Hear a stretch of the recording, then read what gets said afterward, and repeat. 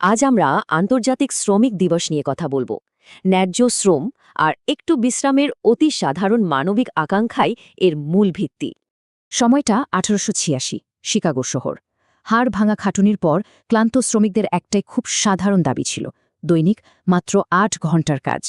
একটু বিশ্রামের এই সাধারণ দাবিটাই কিন্তু পরবর্তীতে এক মর্মান্তিক পথ পেরিয়ে বিশ্বব্যাপী বিশাল এক আন্দোলনে রূপ নেয়।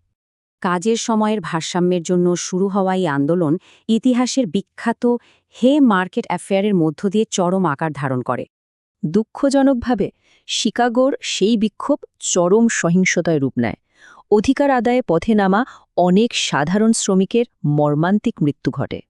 মূলত সেই সাধারণ শ্রমিকদের সর্বোচ্চ আত্মত্যাগ আর ঝরা রক্তকে সম্মান জানাতেই ১ মে তারিখটিকে চিরতরে বেছে নেওয়া হয়েছিল।